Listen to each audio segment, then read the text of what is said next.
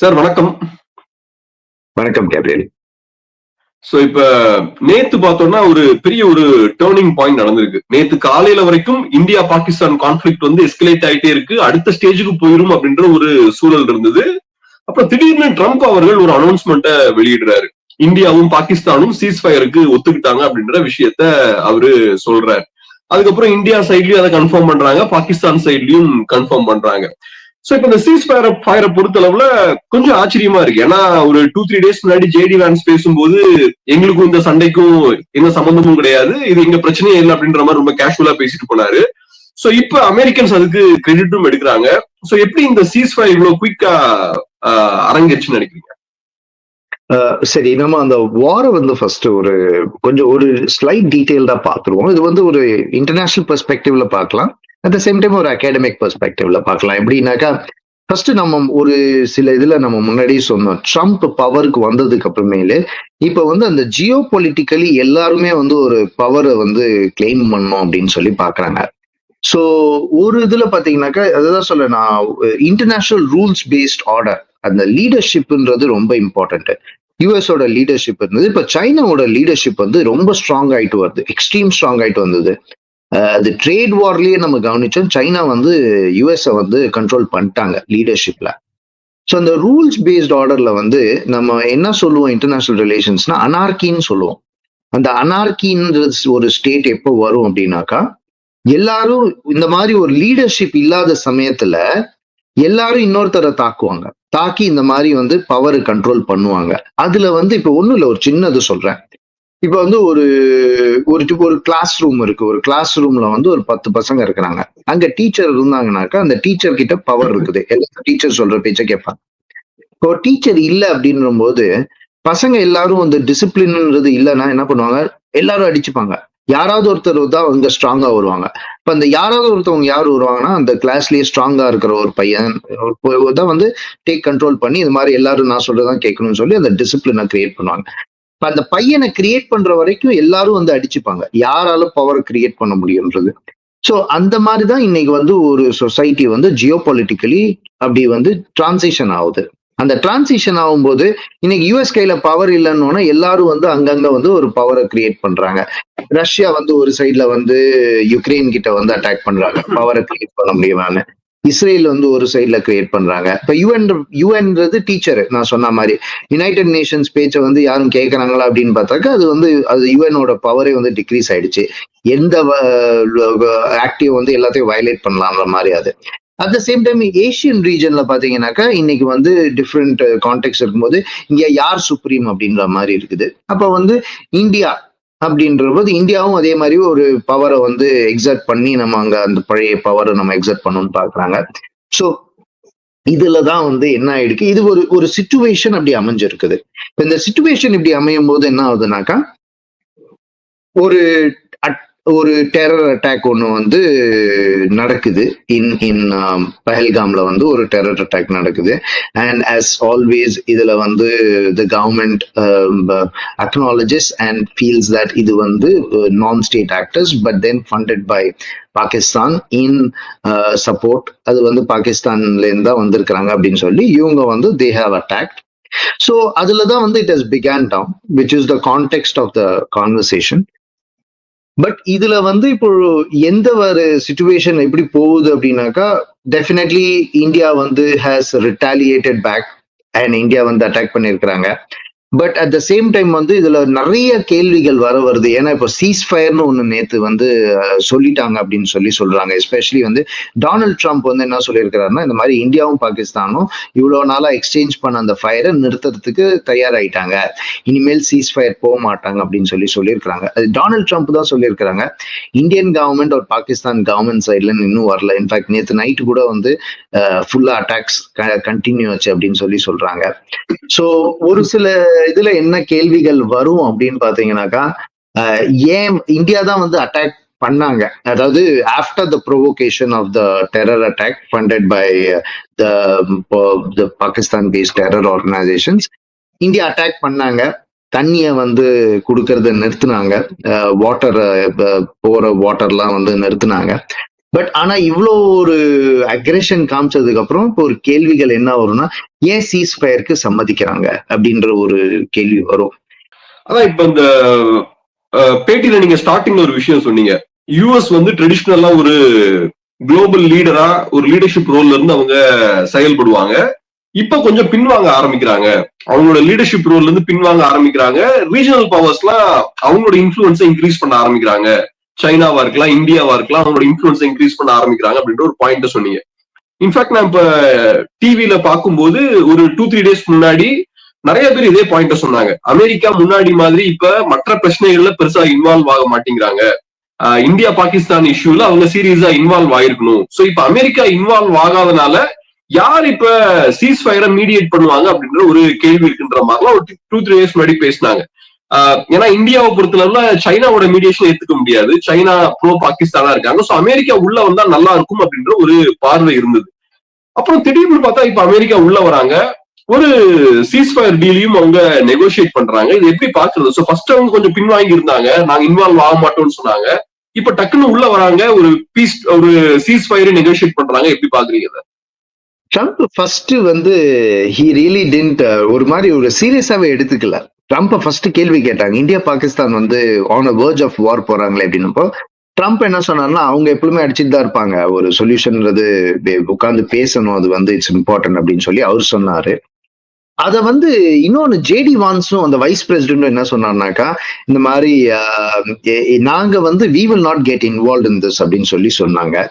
But இந்த situation ரொம்ப ஒரு சீரியஸா போகும்போது என்ன ஆச்சுன்னாக்கா, நீங்க ஒரு சில இது கவனிக்கணும். ஸ்டாக் மார்க்கெட் ஃபர்ஸ்ட் வந்து கிராஷ் ஆச்சு.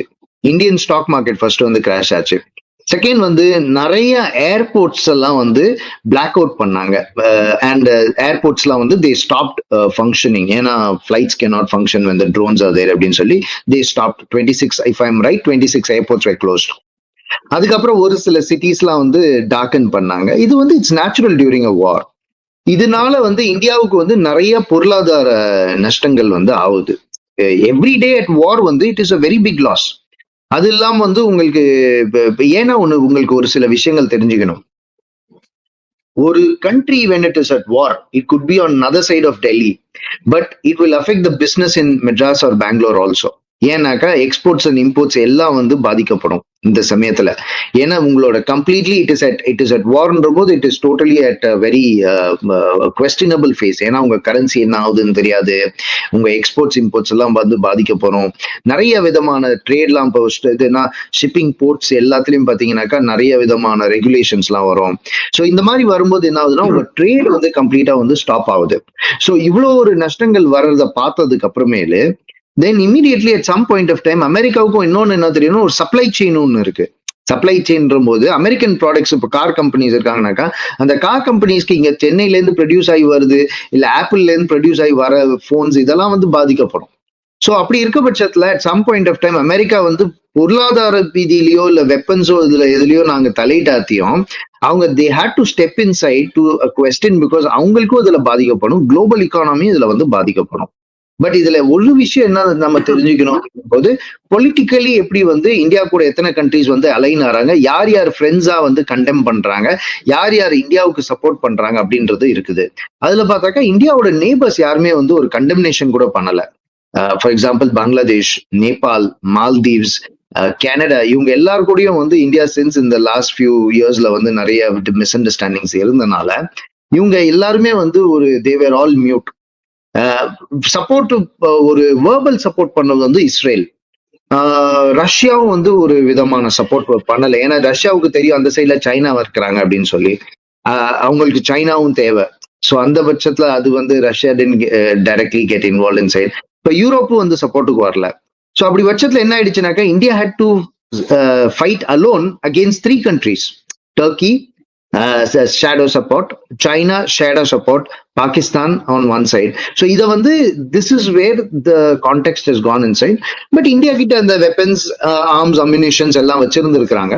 But this is where they have gone for a ceasefire. So இப்ப இன்னொரு முக்கியமான விஷயம் என்னன்னா, ஒரு இன்ட்ரெஸ்டிங்கான ஒரு விஷயம் இது. இப்ப இந்த சீஸ்ஃபயர் டீல அனௌன்ஸ் பண்றதுக்கு முன்னாடி பாகிஸ்தானுக்கு IMF வந்து லோனையும் சாங்ஷன் பண்றாங்க.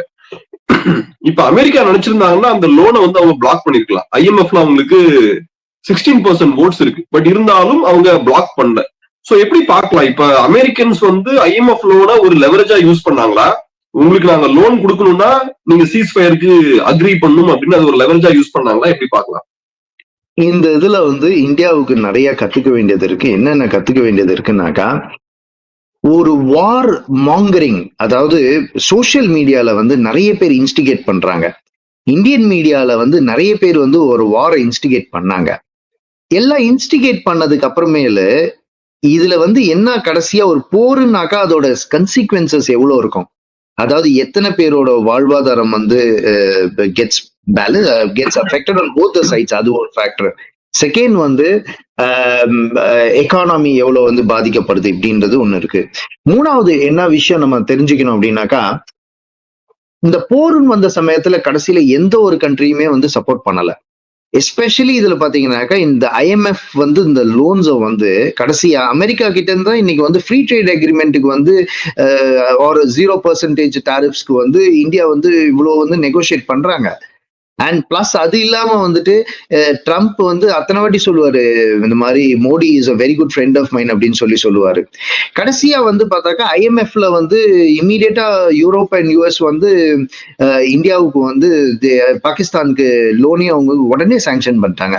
2 பில்லியன் கேட்டிருந்தாங்க. So this is been going on since a long period of time. 1 பில்லியனுக்கு சாங்ஷன் பண்ணிட்டாங்க. அதை வந்து இந்தியாவும் ப்ரொடெஸ்ட் பண்ணாங்க. இந்த மாதிரி அந்த ஃபண்ட்ஸ் வந்து எப்படி போகுன்றது நமக்கு தெரியாது அப்படின்னு சொல்லி இந்தியாவும் ப்ரொடெஸ்ட் பண்ணாங்க. பட் இதுல வந்து என்ன தெரிஞ்சுக்கணும்னாக்கா, இந்த மாதிரி ஒரு சிச்சுவேஷன் வரும்பொழுது நமக்கு வந்து யார் யார் ஃப்ரெண்ட்ஸ் வராங்க, யார் யார் ஃப்ரெண்ட்ஸா இல்ல அப்படின்றது ஃபர்ஸ்ட் வந்து தெரிஞ்சுக்கணும். செகண்ட் ஃபேக்டர் என்ன நம்ம தெரிஞ்சுக்கணும் அப்படின்றபோது, war mongering by social platforms and media at some point of time government வந்து அதை வந்து they should really have a control over those things. ஏன்னா ஒரு சின்ன இதெல்லாம் வந்து I'm not telling you based on factual factors, but வந்து அந்த அது பஹல்காம்ல வந்து அந்த இறந்து போனப்ப அந்த நேவி ஆஃபீஸரோட ஒய்ஃப் அவங்க எல்லாம் கூட எல்லாம் சொல்றாங்கன்னாக்கா, இந்த மாதிரி காஷ்மீர் மக்கள்ன்றது அவங்க வந்து எதுவும் பண்ணல, ஸோ அவங்கள நம்ம டார்கெட் பண்ணக்கூடாது. பட் சோஷியல் பிளாட்ஃபார்ம்ஸ் எல்லாம் அது ஒரு they instigated it to a very, அதாவது ஒரு ஹைப்பை வந்து கிரியேட் பண்ணிட்டாங்க. ஸோ the கவர்மெண்ட் மேல என்னன்னா ஒரு ப்ரெஷர் வந்துருச்சு. மக்களும் அந்த கோவத்தோட அந்த வந்து ஒரு ஹைப்பை கிரியேட் பண்றாங்க, ஒரு வாரை கிரியேட் பண்றாங்க அப்படின்றது. கொஞ்சம் டைம் கொடுத்திருந்தாங்கனாக்கா இந்தியன் கவர்மெண்ட்டுக்கு அதை வந்து உட்கார்ந்து இன்னும் கொஞ்சம் ஸ்ட்ராட்டஜைஸ் பண்ணி நெகோஷியேட் பண்ணி அவங்க அதை இன்னும் சிச்சுவேஷனை வந்து they could have handled it in a better stronger manner. But it's still going on. இது வந்து it's still going on, and at the same time இன்னும் வந்து பார்லிமெண்ட்ல the government, the prime minister has not spoken. அதுல strategies could be there because the Indian government can have a lot of strategies behind these things. ஆனா இப்ப சொல்லப்படுற ஒரு விஷயம் என்னன்னா, பாகிஸ்தானோட பேச்சுவார்த்தை நடத்துறது கஷ்டம். ஏன்னா அவங்களோட பேச்சுவார்த்தை நடத்துறோம்னா 2 பேரும் ஒரு ஈக்குவல்ஸ் மாதிரி உட்கார்ந்துருப்போம். இப்ப இந்தியாவோட கிளைமே என்னன்னா, எங்க கிட்ட பிரச்சனை இல்ல, அவங்கதான் எல்லா பிரச்சனையும் ஸ்டார்ட் பண்றாங்கன்றது. சோ இப்ப பேச்சுவார்த்தை நடத்தணும் அப்படின்னு உட்காரும் போது எங்க கிட்டயும் பிரச்சனை இருக்குன்றது அக்செப்ட் பண்ற மாதிரி ஆயிரும். சோ 2 பேரும் இறங்கி வர வேண்டிய ஒரு சூழல் இருக்கும். சோ ஒரு ஈக்குவலான ஒரு பிளாட்ஃபார்ம்ல உட்கார வச்சிருவாங்க. சோ அதனால ஒரு பேச்சுவார்த்தை அவங்களோட போறது அவ்வளவு நல்ல விஷயம் இல்லை அப்படின்ற ஒரு பார்வையும் இருக்கு. நாம அந்த ரஷ்யா யுக்ரைனோட இதுலயும் நம்ம வந்து சொல்லியிருந்தோம், நீங்க நெகோசியேஷன் பண்ணும்போது எப்ப நம்ம நெகோசியேட் பண்ணோம்னா நம்ம கையில பவர் இருக்கணும். நம்ம வந்து பவர் கண்ட்ரோல் எடுத்ததுக்கு அப்புறமேல தான் நெகோசியேஷன் பண்ண முடியும். இல்லாட்டி நம்ம வந்து நிறைய கன்சீட் பண்ணிடும் அப்படின்னு சொல்லி நான் முன்னாடி அந்த இதுல சொல்லியிருந்தேன். இப்போ இந்த இதுலயும் பாத்தீங்கன்னாக்கா நெகோசியேஷன் அப்படி போறதுன்ற பொழுது it will really give Pakistan a bigger advantage. அது வந்து ஒரு டெஃபினெட்லி இது. ஆனா ஒரு விஷயம் நம்ம என்ன தெரிஞ்சுக்கணும்னா, நான் வந்து இன்டர்நேஷனல் நியூஸ் உங்களுக்கு சொல்றேன். பாகிஸ்தானும் வந்து கடந்த ஒரு வருஷத்துல பாத்தீங்கன்னாக்கா அத்தனை டெரர் அட்டாக்ஸ் வந்து சந்திச்சிருக்காங்க. நான் ஒரு இது சொன்ன 2 months முன்னாடி ஒரு ட்ரெயின், பலோகிஸ்தான்ல ஒரு ட்ரெயின் போற ட்ரெயினை வந்து கிட்னாப் பண்ணி ட்ரெயின் உள்ள இருந்த எல்லா பேசஞ்சர்ஸையும் வந்து கொன்னாங்க. அப்ப வந்து இதுக்கு காரணங்கள் வந்து நீங்க என்ன வேணாலும் சொல்லலாம். அதாவது it is their own creation of encouraging terror cells and every திங்னு நம்ம அதை வந்து சொல்லலாம். பட் த ஃபேக்ட் இஸ் அந்த கண்ட்ரியும் வந்து டெரரிசம்ல வந்து அழிஞ்சிட்டு தான் போறாங்க. they are also they are also collapsing based on various of the challenges within the society. ஒரு இதுல என்ன பண்ணணும்னாக்கா, Pakistan has to be brought inside and supported so that it is totally removing all the terror networks. அது அந்த மாதிரி ஒரு ஒரு idealistic situation create பண்ணணும். அந்த ஐடியலிஸ்டிக் சுச்சுவேஷன் என்னன்னாக்கா, இந்தியாவும் பாகிஸ்தானும் ஒன்னா சேர்ந்து they should really work together. எதுல ஒர்க் டுகெதர்னாக்கா, ரெண்டு பேரும் வந்து ஒன்னா சேர்ந்தாங்கன்னா சவுத் ஏஷியா ரொம்ப ஸ்ட்ராங் ஆயிடும். ஏன் ஸ்ட்ராங் ஆகும்னா, இந்தியா, பாகிஸ்தான், பங்களாதேஷ் இவங்க எல்லாம் பாத்தீங்கன்னாக்கா ஒரே ரேஸ் ஆஃப் பீப்புள் தான். இவங்க இன்கேஸ் வந்து எக்கானமியை வந்து ஸ்ட்ரெங்தன் பண்ணிட்டாங்கனாக்கா இந்த ரீஜன் வந்து ரொம்ப ஸ்ட்ராங் ஆயிடும். ஏன்னா என்னைக்குமே டிவைட் அண்ட் ரூல்னு இருக்குது. இந்த மூணு கண்ட்ரியும் என்னைக்குமே சண்டை போட்டு இருந்தாங்கனாக்கா டிவைட் ஆனதுனால அந்த சவுத் ஏஷியன் ரீஜன் வந்து வீக்கன் ஆயிடும். எப்ப அவங்க வந்து அந்த ரீஜனை ஸ்ட்ரெங்தன் பண்றாங்களோ, ஏன் நான் சொல்றேன் அப்படின்னாக்கா, இன்னைக்கு அதிகமா பாத்தீங்கன்னா இந்தியன் மைக்ரன்ஸ் வெளியே வராங்க, அதிகமா பாத்தீங்கன்னா பாகிஸ்தான் மைக்ரன்ஸ் வராங்க. ஏன் வெளியே வராங்க? ஒரு நாட்டை விட்டு ஏன் துபாய் போறாங்க, ஏன் வந்து அமெரிக்கா போறாங்க, ஏன் வந்து இன்னைக்கு யூரோப் போறாங்க அப்படின்னாக்கா வேலை வாய்ப்பை தேடி போறாங்க. சோ அந்த கண்ட்ரி வந்து என்னைக்கு வந்து ஒரு டெக்னாலஜிக்கலி சுப்பீரியர் ஆறாங்க, என்னைக்கு வந்து ஒரு இந்த மாதிரி ஒரு பீஸ்ஃபுல்லா போயிட்டு ஒரு எக்கனாமியை வந்து கான்சென்ட்ரேட் பண்றாங்களோ, அப்போ வந்து அந்த ரீஜியனே வந்து ஸ்டெபிலைஸ் ஆகும். So the whole idea of and the terror networks and everything should be jointly India, Pakistan எல்லாரும் ஒன்னா சேர்ந்து அதை வந்து they should remove the complete this one for very peaceful region. ஒரு சின்ன எக்ஸாம்பிள் சொல்றேன் உங்களுக்கு. சவுத் ஈஸ்ட் ஏஷியன் ரீஜன் பாருங்க, அதாவது சைனா, தைவான் அந்த ரீஜன்ல பாத்தீங்கன்னாக்கா எல்லாரும் பீஸ்ஃபுல்லா இருக்கிறாங்க. அதனால அவங்களோட கம்ப்ளீட்டா பாத்தீங்கன்னா ப்ரொடக்டிவிட்டி ரொம்ப ஃபாஸ்ட் ஆயிடுச்சு. வியட்நாம், இந்தோனேஷியால ரொம்ப ஃபாஸ்டா வளர்ச்சி ஆயிடுச்சு. ஏன்னா அந்த சைட்ல எந்த ஒரு நெய்பர்ஸ் கூடயும் டீஸ்டெபிலிட்டி இல்லை. சோ இது வந்து ஒரு ஒரு ரோல வந்து எல்லாருமே மெச்சூர்டா சவுத் ஏஷியால எடுக்கணும். இன்னொரு முக்கியமான கேள்வி என்னன்னா, இப்ப ஒரு சீஸ்ஃபயர் அக்ரிமெண்ட்டுக்கு எல்லாம் வந்திருக்காங்க. பட் இது இது நீடிக்குமா? அதுக்கான சாத்தியக்கூறுகள் இருக்கா? ஏன்னா ஏற்கனவே நேத்தே நம்ம பாக்குறோம், பாகிஸ்தான் சைட்ல இருந்து நிறைய அட்டாக்ஸ் எல்லாம் நடக்கிறத பாக்குறோம். சோ நிறைய சீஸ்ஃபயர் வயலேஷன்ஸ் தான் நடந்திருக்கு. எப்படி பாக்குறீங்க? இந்த சீஸ்ஃபயர் அக்ரிமெண்ட் வந்து தாக்கு பிடிக்குமா, இல்லாட்டி உடஞ்சிடும் பாக்குறீங்களா? சீஸ்ஃபயர் வந்து இப்ப ஃபர்ஸ்ட் இந்த சீஸ்ஃபயர்ன்றது டொனால்ட் ட்ரம்ப் தான் சொல்லியிருக்கிறாரு. சீஸ்ஃபயரை வந்து இன்னைக்கு வந்து Indian government and Pakistan government வந்து அதை அக்னாலேஜ் பண்ணணும். டெஃபினெட்லி நேத்து வந்து மீடியா ரிப்போர்ட்ஸ்ல இந்த மாதிரி அஜித் தோவல் வந்து சைனீஸ் பேங்கோட பேசி இருக்கிறார் அப்படின்னு சொல்லி எல்லாம் இன்ஃபர்மேஷன் வந்தது. இந்த மாதிரி in order for prolonging certain implementing certain இதெல்லாம் வந்து பேசியிருக்கிறாங்க. பட் இன்னும் எதுவுமே அதிகாரப்பூர்வமா வெளியே வரல. That's a fact which is there. But ஒரு இது என்னன்னா, இன்னைக்கு ரெண்டு கண்ட்ரிக்குமே சீஸ்ஃபயர் எதிர்பார்க்கறாங்க. ஏன்னாக்கா இன்னைக்கு பாகிஸ்தான் ஏன் சீஸ்ஃபயர்னு ஒண்ணு எதிர்பார்க்கறாங்கன்னாக்கா, அந்த கண்ட்ரியோட எக்கனாமியே ஒண்ணுமே கிடையாது. அந்த கண்ட்ரி வந்து கம்ப்ளீட்லி இட்ஸ் கிரம்பிள்டு ஸ்டேட்ல இருக்குது. அவங்க இந்த சமயத்துல போருக்குன்னு போனாங்கன்னாக்கா தே ஆர் டோட்டலி பினிஷ்ட். அது ஒரு சைடு. இந்தியா சைட்ல பாத்தீங்கன்னாக்கா இந்த கண்ட்ரி ரொம்ப நல்ல வளர்ச்சி அடைஞ்சிட்டு வருது.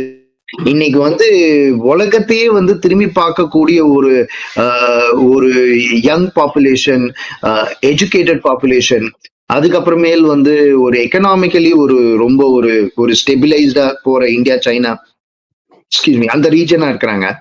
இன்னைக்கு வந்து இந்த சீஸ்ஃபயர் வரல அப்படின்னாக்கா இந்த ரீஜனும் டிஸ்டர்ப் ரீஜன் ஆயிடும். ரஷ்யாவுக்கு என்ன ஆச்சோ அதே மாதிரிதான் இந்தியாவுக்கும் ஆக சான்சஸ் உண்டு. ஏன்னா நல்ல ஒரு எக்கானமியா இருக்கிறது வந்து சடனா பாத்தீங்கன்னா அப்புறம் ஒரு போர் ரொம்ப நாள் கண்டினியூ ஆச்சுன்னா ஒரே சமயத்துல எல்லா எம்என்சிஸும் க்ளோஸ் பண்ணிட்டு போயிடுவாங்க.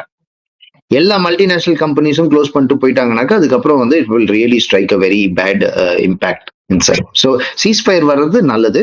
அதை இன்ஸ்டிகேட் பண்ணி கவர்மெண்ட் அதை கொண்டு வர. கடைசியா ஒரே ஒரு கேள்வி சார். இப்ப பாகிஸ்தானை பொறுத்தளவுல வெஸ்டர்ன் மீடியால நிறைய ஸ்டோரிஸ் பார்த்தேன். பாகிஸ்தானுக்கு உள்ள நிறைய பிரச்சனைகள் இருக்கு, நிறைய இன்டர்னல் கான்ட்ரடிக்ஷன்ஸ் இருக்கு அப்படின்ற விஷயத்த பேசுறாங்க. குறிப்பா அங்க செப்பரேட்டிஸ்ட் மூவ்மெண்ட் இருக்கு, அப்புறம் அது போக பெரிய ஒரு பினான்சியல் கிரைசிஸும் இருக்கு, பொலிட்டிக்கல் இன்ஸ்டெபிலிட்டி இருக்கு. பலூச்சிஸ்தான்ல செப்பரேட்டிசம் ஸ்ட்ராங்கா இருக்கு, அப்புறம் சிந்திஸும் செப்பரேட் ஸ்டேட் எல்லாம் கேட்கறாங்க, அது போக வேற செப்பரேட்டிஸ்ட் மூவ்மெண்ட்ஸ் எல்லாம் இருக்கு. சோ பாகிஸ்தான் ஏறக்குறைய ஒரு ஃபெயில்ட் ஸ்டேட் ஆயாச்சு. ஃபியூச்சர்ல அது சர்வே ஆகிறது கஷ்டம், கொலாப்ஸ் ஆகிறதுக்கான நிறைய வாய்ப்புகள் இருக்குன்றாங்க. எப்படி பாக்குறீங்க? இந்த இதெல்லாம் வந்து Pakistan has always battled few factors. என்னன்னாக்கா கரப்ஷன், எக்ஸ்ட்ரீம்லி ஹை கரப்ஷன்ன்றது அந்த சொசைட்டில எக்ஸ்ட்ரீம்லி ஹை. ரெண்டாவது ஃபேக்டர் வந்து இந்த ஃபேக்டர்ஸ், அதாவது in terms of terror attacks and separate movements and every thing. இப்போ வந்து செப்பரேட்டிசம்ன்றது என்னன்னாக்கா we want to have our own இண்டிபெண்டன்ஸ்னு சொல்றது. அந்த மாதிரி இண்டிபெண்டன்ஸ்னு சொல்றதுன்னு பாத்தீங்கன்னாக்கா இந்தியாவுலயும் ஒரு சில ரீஜன்ஸ்ல இந்த மாதிரி we want to have our own independence of எக்ஸிகியூஷன்றது சொல்லுவாங்க. சரிங்களா? ப்ராபப்ளி இன் மணிப்பூர்ல சொல்லலாம், ஆர் லைக் எனி அதர் ரீஜன்ஸ்ல அந்த மாதிரி சொல்லலாம். பட் த ஃபேக்ட் இஸ் அது மக்கள் அங்க எல்லாரும் விரும்புறாங்களான்னு பார்த்தாக்கா அந்த மாதிரி எதுவும் கிடையாது. So I don't see that Pakistan is going to separate into a country and break down இந்த கண்ட்ரி அப்படி கிடையாது. ஆனா அந்த country it is collapsing because of many factors, which is the internal factors. Corruption is one of the biggest things which is there. ரெண்டாவது factor economic collapse ஆயிடுச்சு. மூணாவது political ஸ்டெபிலிட்டியே இல்லை. ஏன்னா அங்க எல்லா மக்களுமே எந்த ஒரு கவர்மெண்ட் மேலேயும் நம்பிக்கை இல்லாம போயிடுச்சு. அவங்களுக்கு இருக்கிற மெயின் பார்ட்டிஸ் எந்த ஒரு பார்ட்டிஸ் மேலேயும் அவங்களுக்கு ஒரு நம்பிக்கை இல்லாத மாதிரி போயிடுச்சு. அவங்களுக்கு ஒரே ஒரு ஒரு ஒரு பிலீஃப் ஃபெய்த் இம்ரான் கானோட பார்ட்டி மேல வந்தது. அந்த ஃபெய்த் கம்ப்ளீட்டா போயிடுச்சு. ஏன்னா Imran Khan is under arrest and then like completely அந்த பார்ட்டியே உடைஞ்சிருச்சு. ஸோ திரும்ப அந்த சேம் ஓல்ட் பார்ட்டிஸ் வந்ததுக்கு அப்புறமேல் PDP and Nawaz Sharif party and வந்ததுக்கு அப்புறமேல என்ன ஆயிடுச்சு, கம்ப்ளீட்டா அந்த ட்ரஸ்ட் கொலாப்ஸ் ஆயிடுச்சு. ஸோ அஸ் அ ஹோல் பாத்தீங்கன்னாக்கா இன்னைக்கு பாகிஸ்தான் பீப்புளோட மைண்ட் செட்ல பார்த்தாக்கா they have totally lost trust in their state. அது it is a true fact. ஆனா அதுல they still have a lot to clear up. ஏன்னா அங்க நிறைய அந்த பொலிட்டிக்கல் அந்த டெரர், அதாவது டெரர்ன்றதோட எக்ஸ்ட்ரீமிஸ்ட் அவுட்ஃபிட்ஸ் உள்ளுக்குள்ள நிறைய ஆப்ரேட் பண்றாங்க. பட் இதை அவங்க எப்படி எக்கனாமிக்கலி கொண்டு போறாங்கன்றது it's very important. So considering these factors பாகிஸ்தானுக்கு மணி தேவை, சப்போர்ட் தேவை. அதை இன்னைக்கு மணியா ஐஎம்எஃப் கொடுக்குறாங்க. ஏன் ஐஎம்எஃப் கொடுக்குறாங்கனாக்கா அது ஒரு டெட் ட்ராப்பா கூட இருக்கலாம். டெட் ட்ராப்னா பணத்தை நிறைய கொடுத்துட்டு பாகிஸ்தானை சைனா கிட்ட போக விடாம கண்ட்ரோல் பண்றதுக்கு கூட இருக்கலாம். அட் த சேம் டைம் சைனாவும் உள்ளுக்குள்ள நிறைய ப்ராஜெக்ட்ஸ் போட்டு அதை சப்போர்ட் பண்ணும் அப்படின்றத பாக்குறாங்க. So this is the state of Pakistan. ரொம்ப நன்றி சார். பிஸியான டைம்ல அருமையான ஒரு பேட்டி கொடுத்துக்கு ரொம்ப நன்றி. தேங்க்யூ.